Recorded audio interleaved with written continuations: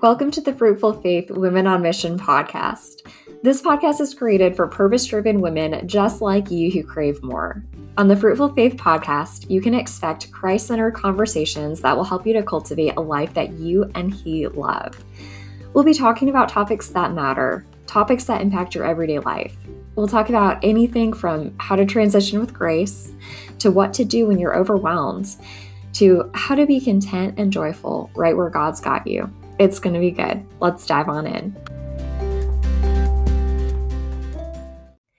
Hey, and welcome back to the Fruitful Faith Women on Mission podcast. My name is Alexandra Cavell. I'm a certified master coach for purpose-driven women who crave more and the founder of Grace-Based Christian Coaching. I am so glad you are here for this episode of the You Asked, We Answered series. Today, we're going to be talking about a really important topic, and it's the topic of how to wait well. I know we have all encountered situations in our life where we had to be patient, and it's not easy. And in the moment, maybe you feel stretched or frustrated, and you wish that it wasn't that way. And so, if you've ever been in that space or you currently are in that space, of just needing to wait well and wanting to do it and craving to do it in a godly, Christ honoring way, this episode is going to help you with just that. So let's dive on in. So, have you heard the quote or the idea before that one of the most dangerous things to pray for is patience? I know that it's not something, right, that just kids struggle with. As adults, kids and adults alike, we both can find waiting to be a challenge. So, as we dig in today, we talk about waiting and how to do it well. The first question I'd ask you, and again, if you don't already hopefully have a super cute pen and journal with you, grab your phone and jot down some takeaways here, right? Because the purpose of this is not just to listen and grow, although that's amazing. We want to have you take action, right? And make change. So, as we think about that, first consider what is hard about your wait? What's tough about it? Are you trying to control something? And then think about what might waiting well mean to you? Is it doing it with a peace that surpasses all understanding? Does waiting well look like to be patient without grumbling? What does waiting well even mean to you? And then what makes that even important? What's appealing about waiting well? And then you might want to consider here's kind of the $1,000,000 question for you. What is the opportunity in the wait? So we know that God's timing is perfect. We can only see a small sliver of the pie, if you will. He can see the greater, the bigger expanse. So maybe there's a reason, even though we feel like something should or could happen in a certain period of time, He knows. And so as we think about this, maybe as you consider the opportunity in the wait, perhaps its purpose is to bring you closer to God. What might this opportunity be? Or what might He be purposefully cultivating in the interim as you wait? I know I've heard even as maybe if you're waiting on a relationship, maybe part of the wait is just growing, right? Growing yourself, growing in God. And maybe it's that other person, right? The person that God is preparing for you, they're still in a preparation season. And so just getting curious, what might God be purposely cultivating in the interim as you wait? And then think about how might you look at this pause is instead as a burden? How might you look at this pause as a blessing? So God's timing, right, is perfect and our growth is important. So think about what gems perhaps might God want you to experience during the wait. And maybe it's about you, but maybe not, consider who maybe are you supposed to impact, influence, or minister to along the way. So a quote that kind of connects to this is from Stephen Bartlett. And he said that you wouldn't plant a seed and then dig it up every few minutes to see if it has grown. So, why would you keep questioning yourself, your hard work, and your decisions? Have patience, stop overthinking, and keep watering your seeds. And so, maybe that's not right, direct scripture, if you will, but just the idea of keep watering, keep cultivating, have trust in God, have faith in Him, and know that even with what we can't see, there is growth underneath the surface. So maybe the waiting is tough, right? Kind of going back to the reality of that because there's a lack of clarity in what's next. I get that. Living in the in between, it's not easy. So, if that's kind of the situation that you find yourself in, I definitely encourage you to, not take control, right? That's what we want to do when things feel messy or unsure. We want to hold on so tight. But really, the best thing that we can do, right, is to loosen our grip and follow God's lead. So let Him guide your path. And as we think about that, one of my favorite scriptures for encouragement there, it's Proverbs 3:5-6. And it says to trust in the Lord with all of your heart and do not lean on your own understanding. Seek His will in all you do, and He will show you which path to take. So again, trusting in Him, letting Him take over, seeking His wisdom and guidance is going to help you to be able to wait and wait well. You also, another scripture that might speak to your heart too, it's Psalm 46:10. And it says, "Be still and know that I am God." So as we think about that, maybe consider who in the Bible was also called to wait.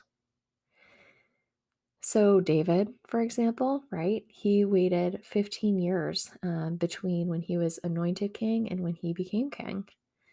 Not a small period of time.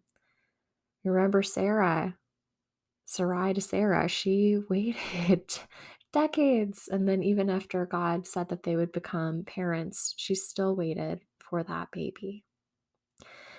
And then Joseph, he was another example of waiting and waiting well. So it was nearly, I read 14 years between Joseph's dream and the time he left prison to become the second in command of Egypt. And then there's scripture that goes along with that that says, until the time came to fulfill his dreams, the Lord tested Joseph's character. And that's Psalm 105:19. So you might want to consider, right, what might the Lord be testing in you during this waiting period? Nothing is wasted, and He's definitely doing something in it. So we might as well kind of open our eyes and be aware of that and be intentional and honor that time and honor it well. So, connected to that, here's another favorite $1 million question, if you would, is how would your most spiritually healthy self wait well? So, think about that. In your most spiritually healthy state, what would waiting well look like? So, take a second to think about that, what that looks like for you, and then maybe one of those characteristics that you'd like to adopt.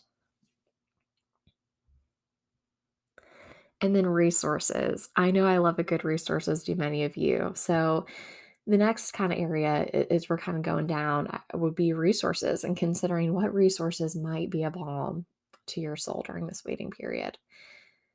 So here are a few of my favorites, some different variety here. One is a worship song. It's Waymaker. And I love the lyric when it says, even when I don't see you, you're working. So maybe it's just being quiet and still, blasting this music and letting it wash all over you.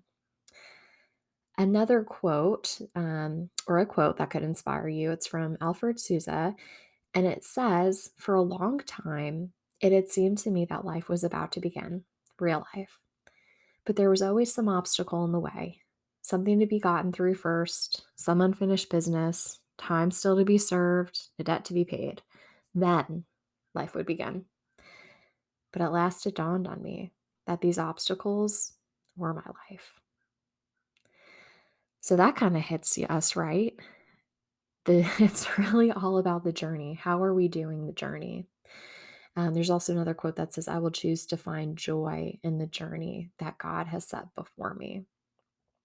And what if that was our approach to life? How might our witness, maybe our testimony, even look different? How might things feel different for us if that was our approach and our outlook? Why not? We have control over that, and that's our decision. So might as well have a positive attitude and outlook. And then another piece of, or a piece of scripture rather, that could be an encouragement here is James 4:8, the reminder to draw near to him and he will draw near to you. So maybe even in the waiting period where you're having frustration or doubt or questioning, God is always there. He is with you, he's before you. And when you draw into him, he will be present and near. And then remember too, well, in your waiting space, what is the true prize? Is it what's on the other side of this waiting? Is it that gift? Or, if we really think about it, the true prize is the giver, right? It's Jesus, it's God. And so to hopefully just have a peace and be able to rest and rest well in the fact that no matter what happens or doesn't happen, we are children of God.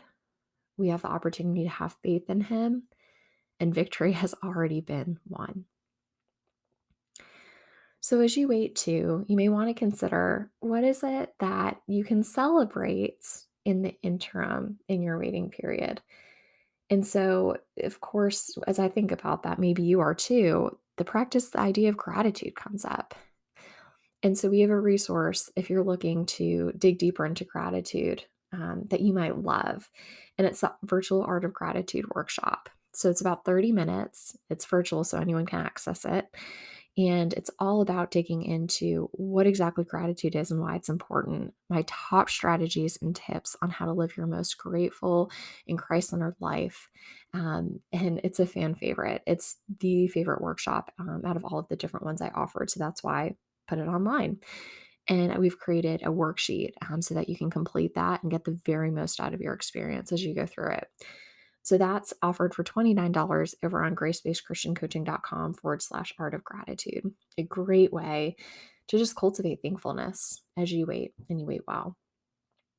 And then last but not least, you might want to think about when you get distracted.